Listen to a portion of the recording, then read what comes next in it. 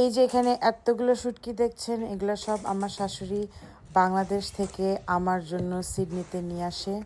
আসার আগে আমাকে জিজ্ঞেস করছে যে আমার কি লাগবে।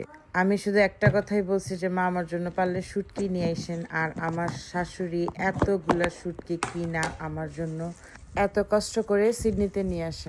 শুধু যে শুটকি নিয়ে আসছে তা না, আরও অনেক কিছুই আনে, বাট শুটকিগুলো দেখাচ্ছি কারণ যেহেতু আমি শুটকি লাভার, আমি শুটকি খুব পছন্দ করি। আলহামদুলিল্লাহ এরকম শ্বশুর শাশুড়ি পেয়েছি। দোয়া করি আল্লাহ তাআলা যেন আমার শ্বশুর শাশুড়িকে আরও দীর্ঘ নেক হায়াত দান করেন। ওনারা দুজনই খুব অসুস্থ। সেই বাংলাদেশ থেকে যে একা একা দুজন চলে আসছে এটাই অনেক ছিল।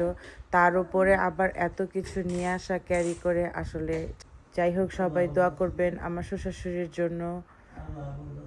আলহামদুলিল্লাহ সিডনিতে বসে বাংলাদেশের শুটকি খাবো, এটাই বা কম কি। সবাই ভালো থাকবেন, আমাদের জন্য দোয়া করবেন। আল্লাহ হাফেজ।